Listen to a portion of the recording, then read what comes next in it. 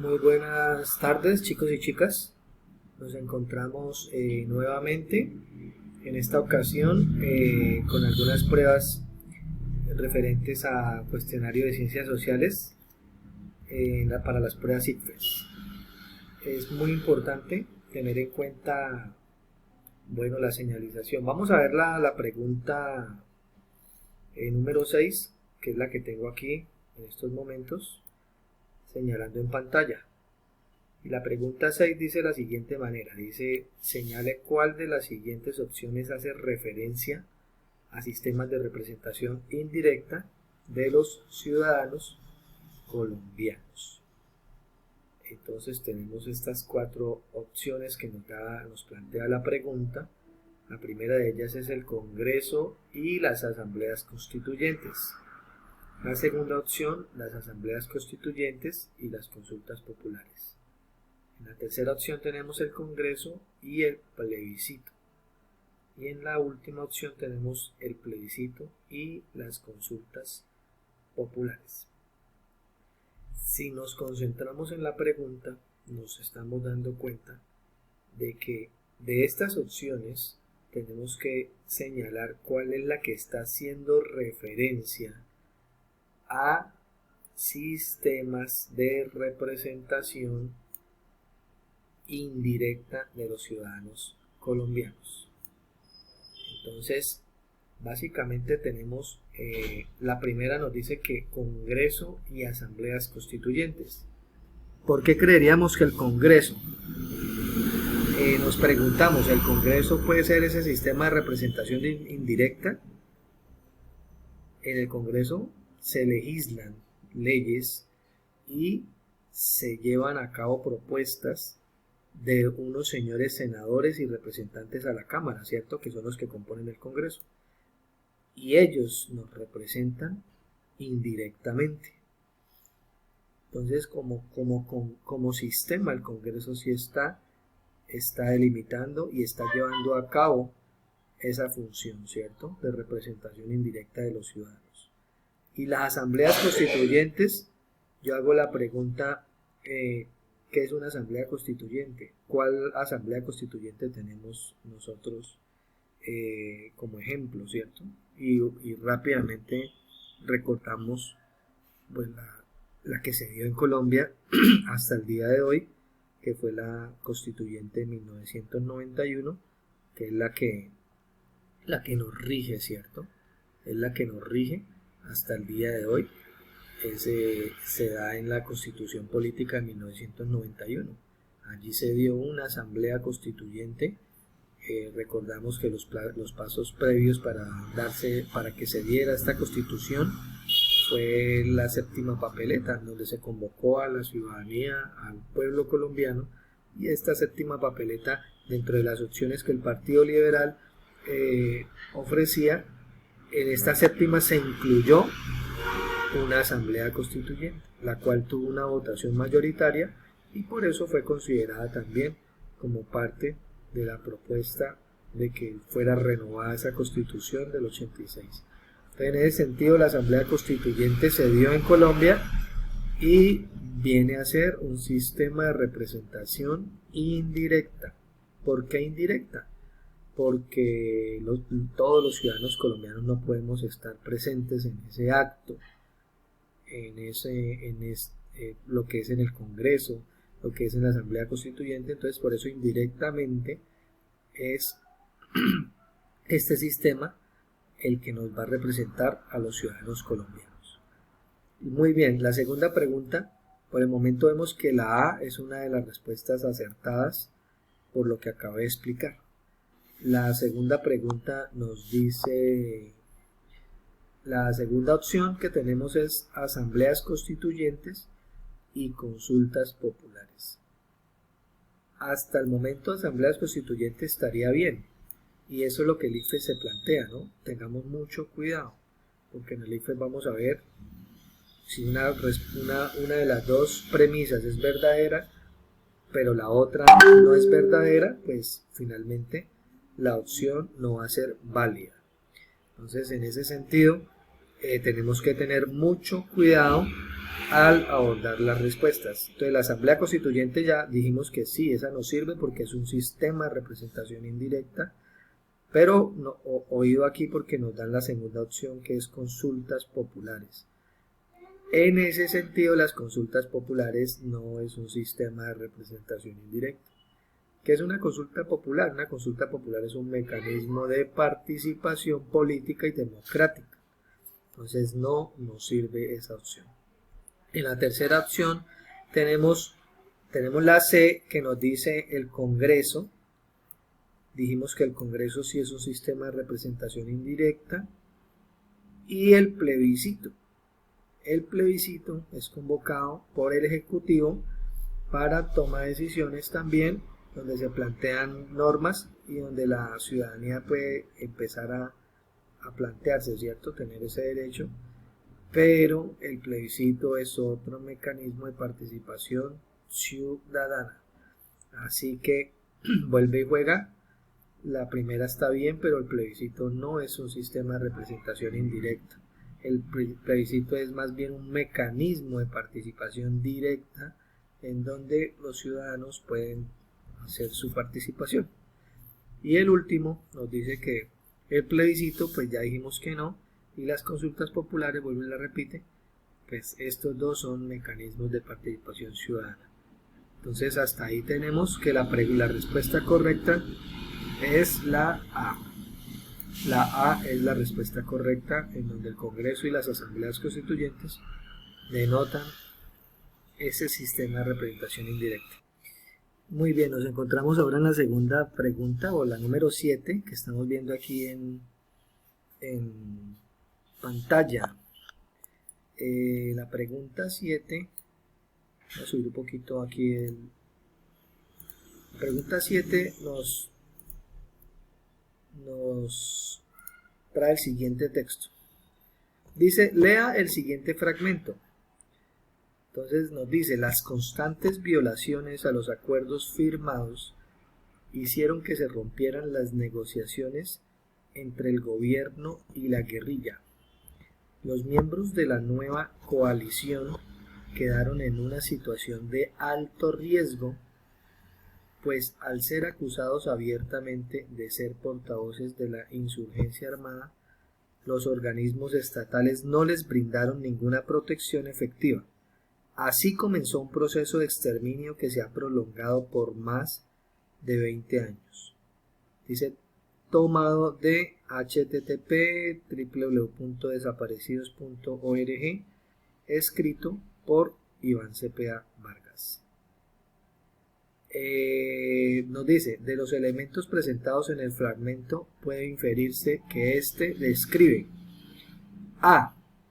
La persecución de líderes y grupos influenciados por ideas comunistas en Colombia en un contexto internacional marcado por la Guerra Fría.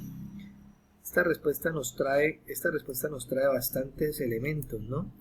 Elementos históricos como la Guerra Fría. ¿Qué fue la Guerra Fría? La Guerra Fría pues se dio entre el bloque occidental, que era comandado por los Estados Unidos, y el bloque oriental, que era comandado por la Federación Rusa o la Unión Soviética, que es Rusia, ¿cierto? Entonces tenemos que tener muy en cuenta los elementos que vimos en el texto. Se está hablando de persecución de líderes. Hasta cierto punto se habla de persecución de líderes en esos diálogos que se rompen entre el gobierno y la guerrilla. Pero hay que tener en cuenta que acá nos habla de persecución de líderes la primera pregunta, la primera respuesta, y dice, y grupos influenciados por ideas comunistas en Colombia. Ahí ya esta respuesta va a tomar un giro con intencionalidad, ¿cierto? Y esta intencionalidad nos está diciendo que estos grupos están influenciados por estas ideas comunistas en Colombia.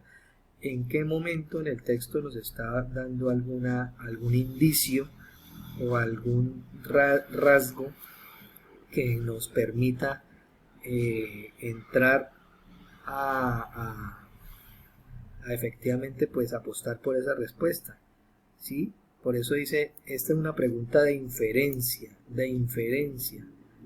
sea, ¿cuál elemento que hay en el texto me permite inferir o deducir? Quiere decir, partir de lo general a lo particular, ¿cierto? Eso es lo que hacemos cuando inferimos. De todo este texto partimos de esto general para sacar elementos particulares. Pero vemos que el texto no nos está hablando de ideas comunistas y que haya gente influenciada por ideas comunistas en Colombia, ¿cierto? Entonces, que estos grupos están influenciados por ideas comunistas en Colombia. No nos lo está diciendo abiertamente. Nos dice que los miembros de la nueva coalición quedaron en una situación de alto riesgo, ¿sí? Porque son acusados de ser portavoces de la insurgencia armada. Muy bien, y recordemos que el contexto de la Guerra Fría se da entre 1947 hasta el 90-91, después de la caída del muro de Berlín y después de la caída de la cortina de hierro, que fueron elementos históricos. Vamos a pasar a la segunda opción.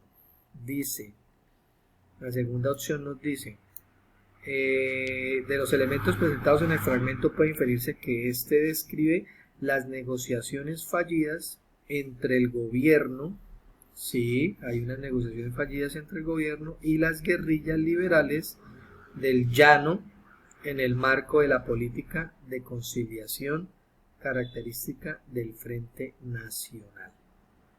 Entonces, ojo ahí, hay que colocar atención. ¿Quién está escribiendo? ¿De dónde tomaron el texto? Lo tomaron de esta página. Y fue escrito por Iván Cepeda Vargas. Iván Cepeda es un senador actual, ¿cierto? Tuvo vínculos con la guerrilla precisamente. Si ustedes miran un poco más de noticias, nos podemos dar cuenta que Iván Cepeda está en el contexto actual político, en los debates, incluso con Álvaro Uribe Vélez, en donde a Iván Cepeda también, a su papá también se lo asesinaron, así como a Uribe también. Entonces es muy importante este fragmento porque nos está diciendo desde dónde. Entonces esta segunda opción ya nos está hablando de negociaciones fallidas entre el gobierno y las guerrillas liberales del Llano. Esto no fue, lo que está escrito acá no es mentira. En su momento histórico hubo unas negociaciones que fueron fallidas y las guerrillas liberales del Llano en el marco de la política de conciliación característica del Frente Nacional. ¿Qué fue el Frente Nacional? El Frente Nacional fue la política de conciliación a la que se llegó en el que se repartía el gobierno entre liberales y conservadores, se iban rotando el mando, ¿cierto? Y va a terminar con Rojas Pinilla precisamente cuando él da el golpe militar, y eso es muy importante tenerlo en cuenta hacia inicios de los años 70, ¿cierto? Entonces este dato no es muy valedero porque aquí la pregunta no nos está dando indicios, ¿cierto? Entonces seguimos con la tercera, con la C. Dice, entonces, ¿qué puede inferirse que escribe? Dice, de la situación vivida por los miembros de la Unión Patriótica en el contexto del proceso de paz entre las FARC y el gobierno de Belisario Betancur. Aquí nos ponen otro elemento histórico y es el gobierno de Belisario Betancur. Belisario Betancur va a gobernar entre el 82 y entre el 86 y allí hay una situación, dice, la situación vivida por los miembros de la Unión Patriótica en el contexto del proceso de paz entre la FARC y el gobierno. Sí es cierto, la Unión Patriótica. ¿Qué pasó con los miembros de la Unión Patriótica?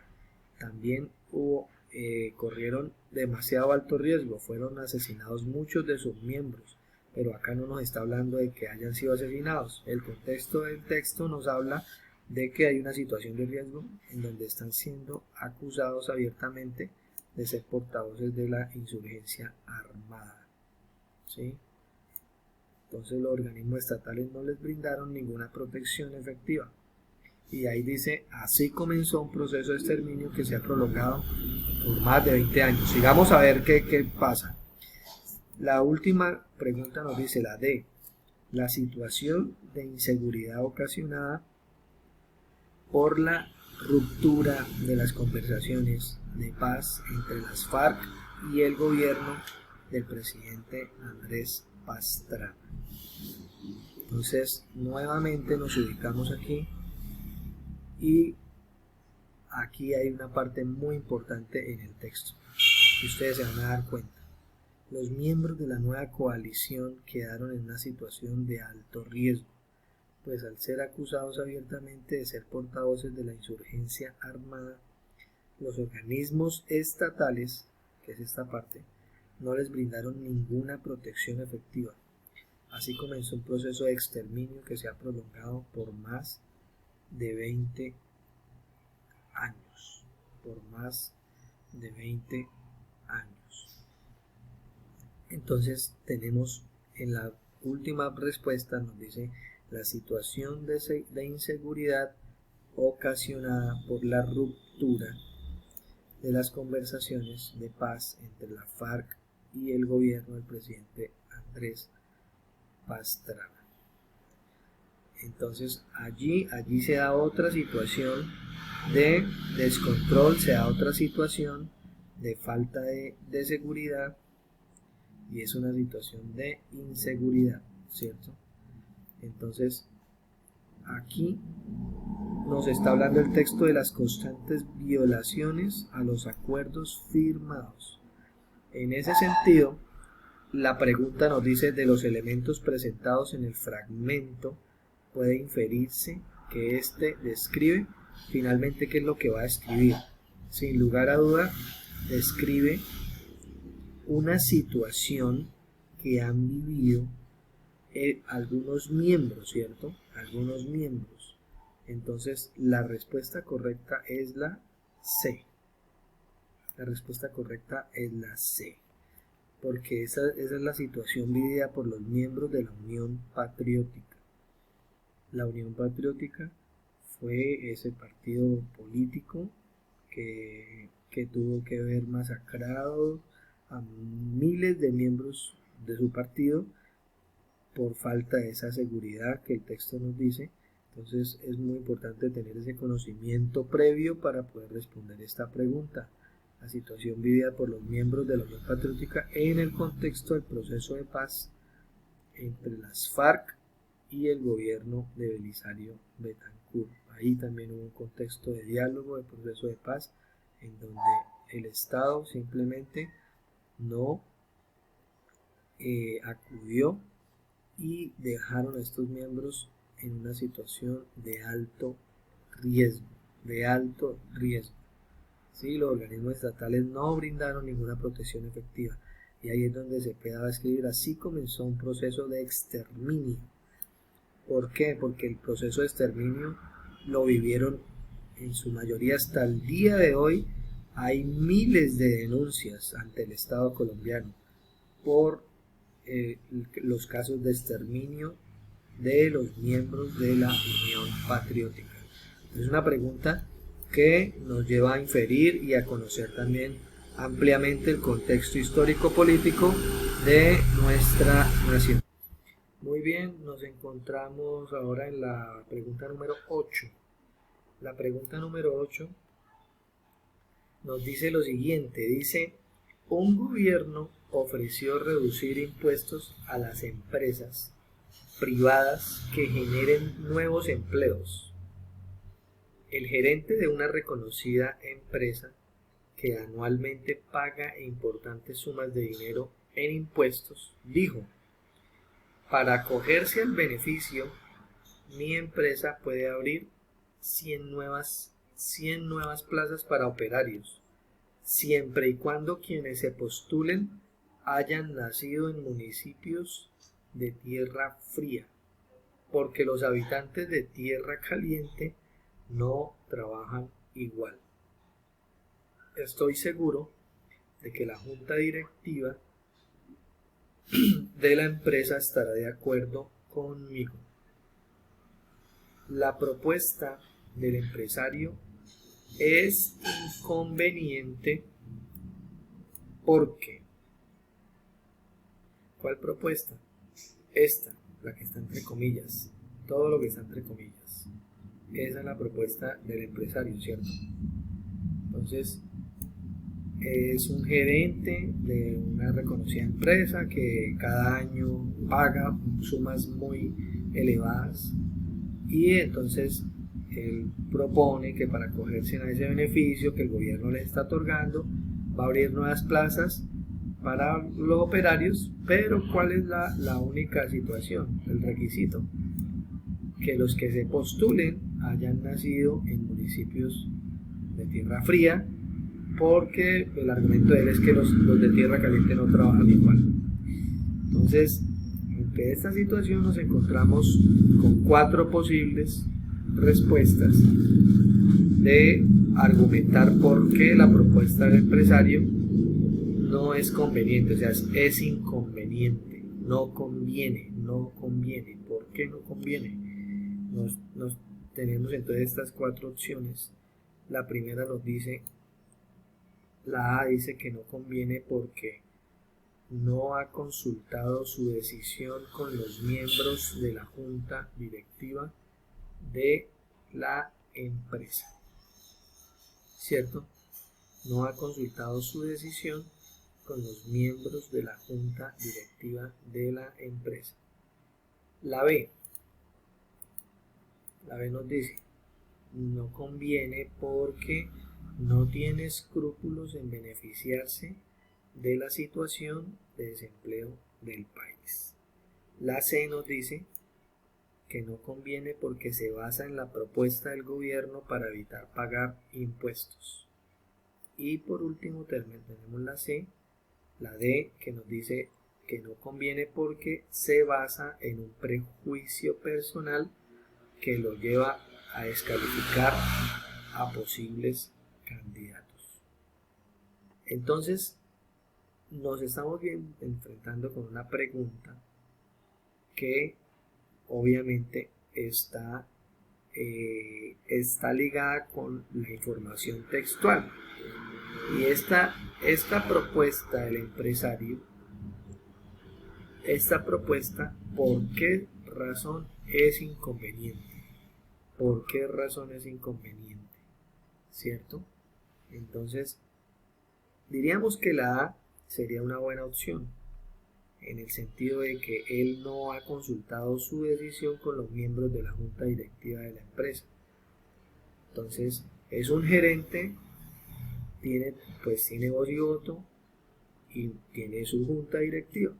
Podría ser una razón de que sea inconveniente esta decisión que él está tomando, porque simplemente llega a la decisión de decir, hago esto, lo publico, lo edito y cúmplase, ¿no? Fírmase, publíquese y cúmplase, como dicen por ahí. Entonces vamos a mirar un poco más allá porque es inconveniente, ¿sí? Hasta el momento podría ser inconveniente en una situación de que la primera respuesta nos está planteando de que no está teniendo en cuenta a la junta directiva de la empresa, ¿sí? Entonces, en ese sentido, su decisión no podría ser inconveniente, pero la razón será esa. Es inconveniente solamente porque no ha tenido en cuenta la junta directiva. Sigamos mirando. La B nos dice, no tiene escrúpulos en beneficiarse de la situación de desempleo del país. Pues esa es una situación, ¿cierto?, que ya viene dada por el mismo hecho de descalificar a la gente que nace en clima caliente. Pero volvemos a la misma pregunta, ¿será que eso es inconveniente? Porque él no está teniendo esos escrúpulos de beneficio de la situación de desempleo del país. Yo creo que es más como el resultado, ¿no?, de una situación que ya ha venido aflorando. La C nos dice, se basa en la propuesta del gobierno, o sea, es inconveniente porque se basa en la propuesta del gobierno para evitar pagar impuestos. Mucho cuidado con esta situación, porque la propuesta del gobierno no necesariamente está llevando a una desigualdad socioeconómica en este sentido y también geográfica. El hecho de que el gobierno haya dado esta garantía de reducir impuestos a las empresas que generen nuevos empleos, a los que generen nuevos empleos, esta decisión del gobierno no está queriendo decir que efectivamente la propuesta de cualquier gerente o cualquier empresario esté acorde y sea justificada, ¿cierto? Que porque el gobierno amplió la posibilidad y da la posibilidad para efectivamente dar esta reducción de impuestos, no quiere decir que ya sea una justificación para los actos que cada empresario o cada gerente va a hacer. Tenemos entonces en la última opción la D, que nos dice se basa, la propuesta del empresario sería inconveniente porque se basa en un prejuicio personal que lo lleva a descalificar a posibles candidatos. Entonces, efectivamente, esta es la respuesta correcta, la D. ¿Por qué? ¿Por qué la propuesta del empresario es inconveniente? Porque se está basando, se fundamenta, se argumenta, se fundamenta, se basa, ¿cierto? Es esta palabrita, en un prejuicio personal. Eso es algo muy, muy personal, de que porque los habitantes de tierra no trabajan, de tierra caliente no trabajan igual, eso es un prejuicio personal.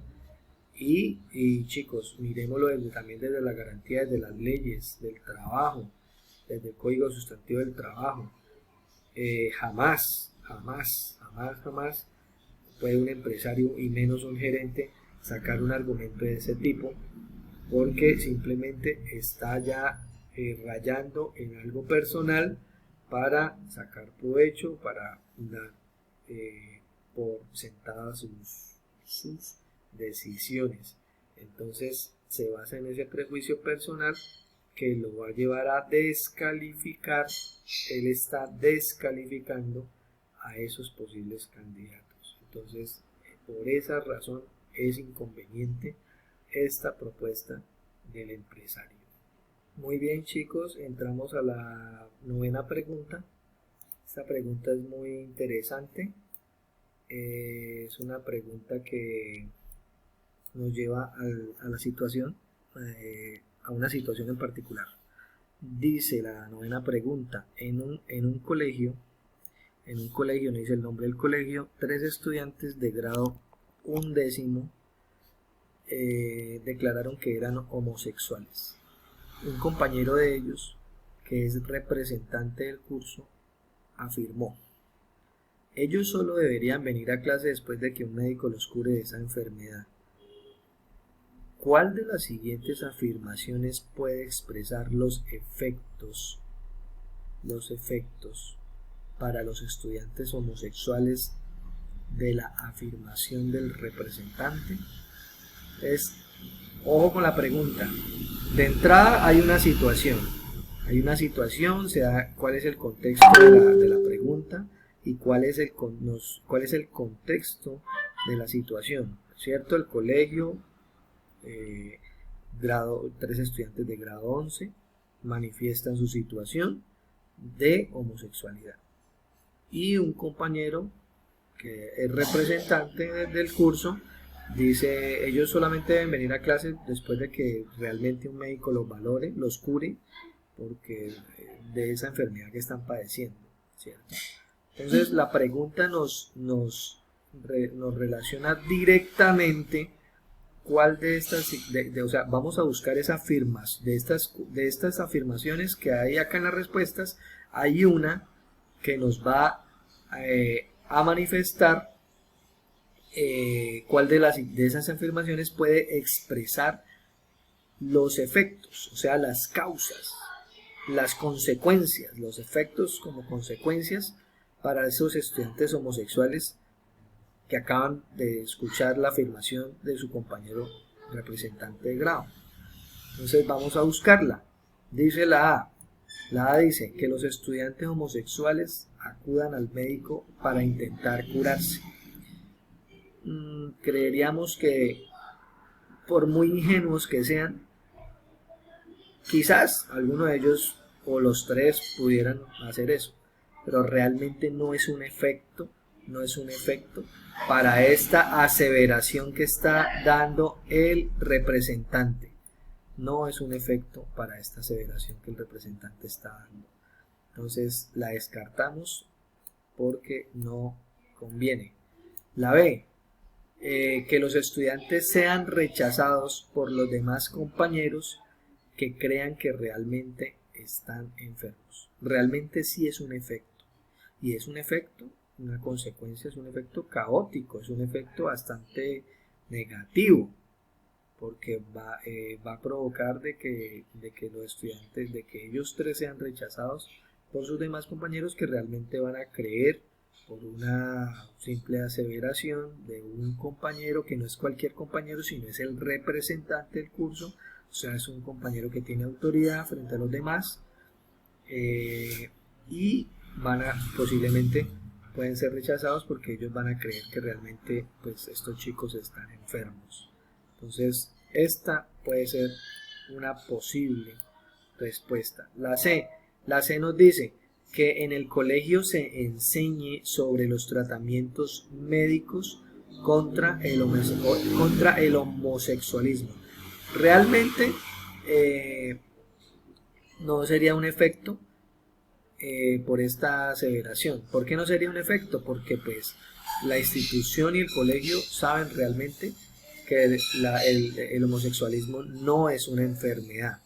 Entonces esto es un caso hipotético que realmente nunca se va a dar, y menos desde la concepción de los tratamientos médicos, ¿no?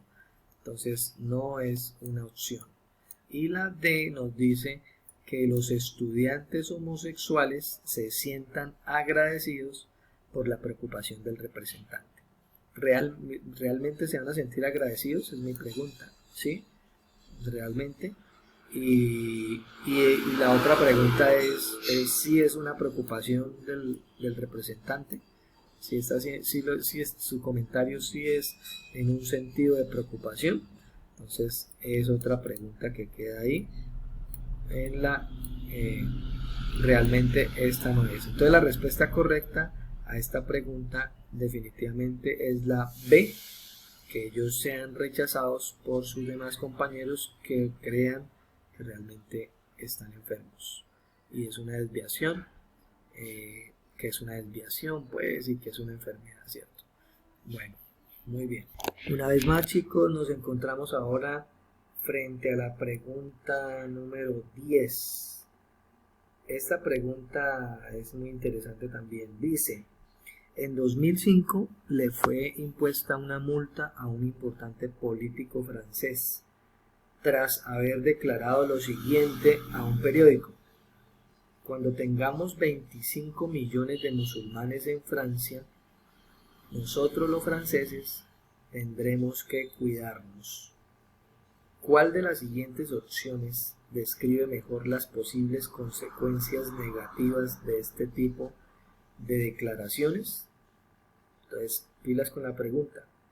¿Cuál de las siguientes opciones va a describir mejor las posibles consecuencias negativas de este tipo de declaraciones? ¿Cierto?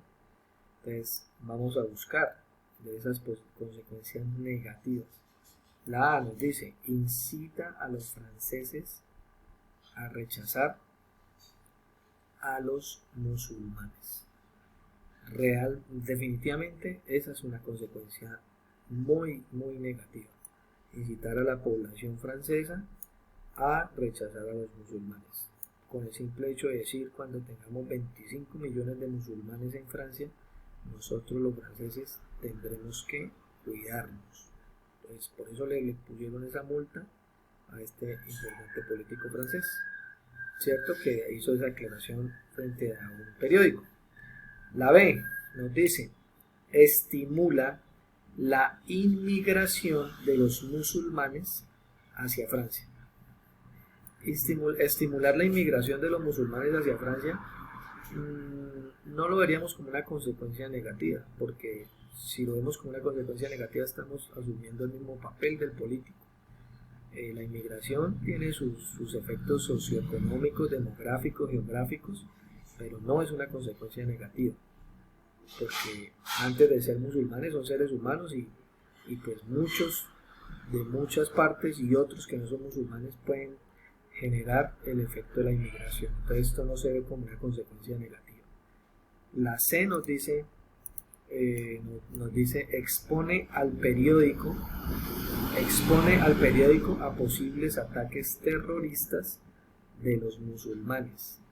O sea, exponer al periódico a que sea atacado por los terroristas musulmanes, no creo tampoco que sea una consecuencia negativa, ya que pues precisamente estaríamos diciendo que a los musulmanes no se les puede decir nada, porque entonces ya van a atacar con bombas y hay que tener mucho cuidado con eso, porque no todos los ataques terroristas los son efectuados por los musulmanes. Hay diferentes grupos y diferentes grupos, ¿cierto? Y sectores sectaristas, son sectores y sectas que se dedican a ello, pero no necesariamente esta es una consecuencia. La B tampoco. La D tenemos desconoce el hecho de que también hay que cuidarse de personas de otras religiones, ¿sí? Entonces, como consecuencia negativa, dice: ¿cuál de las siguientes opciones describe mejor las posibles consecuencias negativas de este tipo de declaraciones? Entonces, desconocer el hecho de que también hay que cuidarse de personas de otras religiones. Mucho cuidado con esto, porque con esta respuesta se estaría atacando a las otras religiones que no tienen tampoco una inmersión en este comentario específico que hace el político, que es un comentario pues de odio al extranjero, específicamente a los musulmanes, ¿sí? De odio al diferente y en este caso a los musulmanes. Entonces, desconocer el hecho de que también hay que cuidarse de personas de otras religiones no sería una consecuencia tampoco para definir en esta realidad esta pregunta. Entonces, definitivamente la respuesta correcta es la A. Es la A. Muy bien. Muy bien, nos encontramos ahora frente a una pregunta cuyo tema está ligado con casos de discriminación, casos discriminatorios. La pregunta número 11 nos dice: los directivos de una empresa proponen que las decisiones sean tomadas solamente por hombres. Entonces aquí vemos, en esta pregunta, vemos en primer lugar a los directivos de la empresa, ¿cierto? En el grupo de empleados, los hombres, segundo actor, los hombres están de acuerdo con ellos, pues creen que el género es más importante que la información a la hora de tomar decisiones. Las mujeres, tercer actor, las mujeres de la empresa opinan que es una idea discriminatoria y que quien tome las decisiones debe ser la persona más competente. Por otro lado, los clientes, cuarto, piensan que no importa quién tome la decisión, siempre y cuando sea la más adecuada. La pregunta nos dice respecto a quién debe tomar las decisiones en la empresa, a quién me está preguntando, ¿cierto? Respecto a quién debe tomar las decisiones en la empresa, quiénes tienen opiniones compatibles. Entonces acá la pregunta, hay doble pregunta: ¿quiénes tienen opiniones que son compatibles? O sea, que van de la mano, ¿cierto? Compatibilidad, la compatibilidad. Entonces vamos a ver, nos dice A, los clientes y las mujeres; B, los directivos y los clientes; C, los hombres y las mujeres; D, las mujeres y los directivos. Entonces aquí empezamos a ver una situación y es empezar a mirar esos actores que están en el párrafo. Están los directivos, los hombres, las mujeres y los clientes, son 4. Entonces tenemos que buscar quiénes de esas opiniones que ellos dieron, cuáles son las más compatibles con respecto a quién debe tomar las decisiones en la empresa. ¿Y cómo buscamos esa compatibilidad? Esa compatibilidad la buscamos en el mismo texto. La A dice, los clientes y las mujeres. Creería que los clientes dicen que no importa quién tome la decisión, siempre y cuando sea la más adecuada. O sea que para los clientes no es importante este problema que plantearon los directivos desde el principio. ¿Cuál fue ese problema que plantearon los directivos? De que solamente eran los hombres los que podían proponer y decidir, ¿cierto? Simplemente que las decisiones sean tomadas solo por hombres. Entonces los clientes están diciendo acá que no interesa quién sea, lo que interesa es que siempre y cuando sea la más adecuada. Entonces eso es lo que dicen los clientes. Y las mujeres dicen que las mujeres de la empresa opinan que es una idea discriminatoria, primero que todo, y van a decir después que quien tome las decisiones debe ser la persona más competente. Entonces aquí hay una compatibilidad muy alta en que ellas dicen que sea la persona más competente y los clientes están diciendo que sea la decisión más adecuada. ¿Sí? ¿Sí? Entonces no importa quién tome la decisión, siempre y cuando sea la más adecuada. Entonces acá hay una compatibilidad en ese sentido, porque no hay una contradicción. Entonces a los clientes no les interesa quién tome la decisión, sino que les interesa es que sea una decisión adecuada, y a las mujeres dicen ellas que quien las tome, o sea, ellas sí están incluyendo a hombres y mujeres, dicen simplemente que vaya a ser la persona más competente. O sea, hay una compatibilidad entre lo adecuado de la decisión y lo competente de la persona. La B nos dice los directivos y los clientes. Los directivos y los clientes. Vamos a ver si aquí hay compatibilidad en esta parte.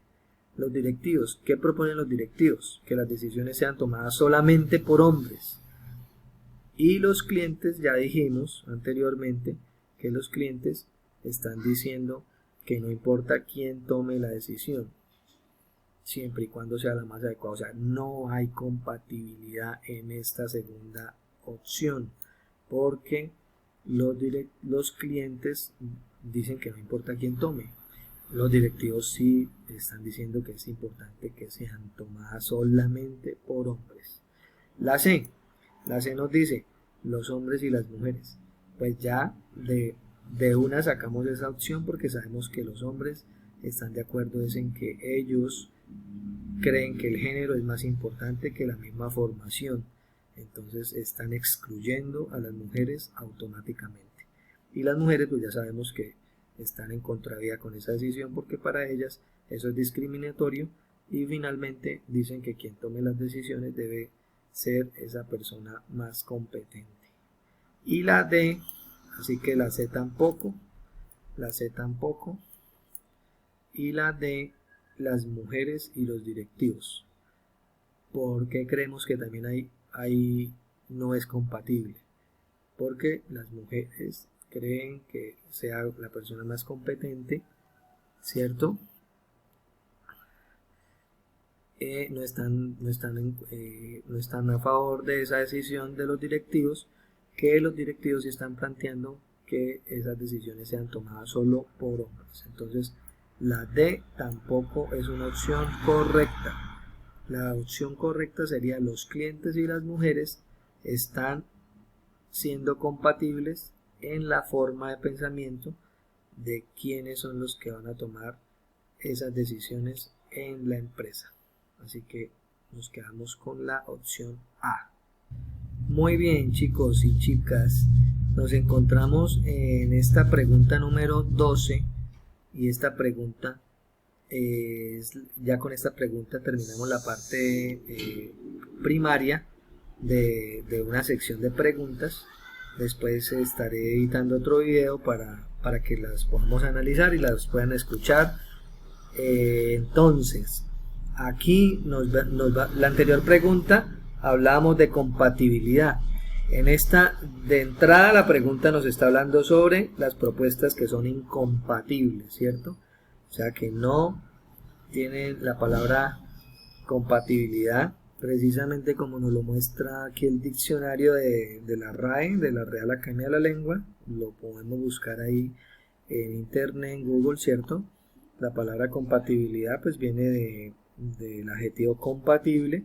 Dice ahí que puede existir, ocurrir o hacerse al mismo tiempo que otra cosa y de forma armónica con ella, o combinarse con ella sin estorbarla, ¿cierto? Puede existir, ocurrir o hacerse al mismo tiempo que otra cosa. Entonces, eso es como para que tengamos claridad de lo que pasaba en la pregunta anterior, la compatibilidad que había entre los clientes y las mujeres, ¿cierto? Que se hacía al mismo tiempo, porque los comentarios de ellas se podían hacer al mismo tiempo con los comentarios que hacían los clientes efectivamente y no se contradecían el uno al otro. Entonces, eso es muy importante tenerlo en cuenta. Aquí nos vamos a... Muy bien, entonces la pregunta nos dice de entrada, de acuerdo con un estudio sobre patrones de consumo de alcohol en Colombia en 2012, el 80% de la incidencia de consumo recae sobre la población entre 18 y 24 años. ¿Sí? Estamos hablando de este es el rango de edad, ¿cierto? De acuerdo al estudio sobre esos patrones de consumo de alcohol. Entonces, es una información tomada de la página del Espectador, del diario del Espectador, el periódico. Aquí está el link, y nos dice, dentro de las soluciones propuestas se han planteado las siguientes medidas, comenzando en la adolescencia. Entonces, ¿cuáles medidas? Primera, tenemos la primera que dice requisas en los colegios en busca de tabaco, alcohol y sustancias psicoactivas. Segunda, nos dice penalización a la familia de adolescentes alcohólicos con la pérdida de la custodia del menor. Tercero, nos dice programas de recreación y deporte para el manejo del tiempo libre para los jóvenes. Y cuarto, nos dice apoyo financiero a las familias con adolescentes con problemas de alcohol. ¿Cuáles de estas propuestas son incompatibles? Es la pregunta. De estas propuestas que se hacen como soluciones, como búsqueda de soluciones planteadas, ¿cierto? Como medidas que buscan la solución y que comienzan en la adolescencia, de esas propuestas, cuáles no están unidas, cuáles no, volvemos aquí a lo que tenía aquí precisamente, cuáles no pueden existir, ocurrir o hacerse al mismo tiempo, ¿cierto? De forma armónica. ¿Cuáles de esas dos propuestas no encuentran esa armonía? Entonces tenemos que volver a leer. Dice la A nos dice que la primera y la segunda, requisas en los colegios en búsqueda de tabaco y alcohol y sustancias psicoactivas, ¿cierto? Y penalización a la familia de adolescentes alcohólicos con la pérdida de la custodia del menor. Si hay requisas, pues, y si encuentran a adolescentes entre los 18 y 24 años, lo más oportuno es que, dependiendo de los casos, pueda haber una penalización a la familia. Entonces, esta y esta, en ese sentido, son compatibles. La segunda opción, nos dice la 2 y la 3. La 2 y la 3. La 2 y la 3, entonces nos habla la 2 de la penalización a la familia de adolescentes alcohólicos con la pérdida de la custodia del menor.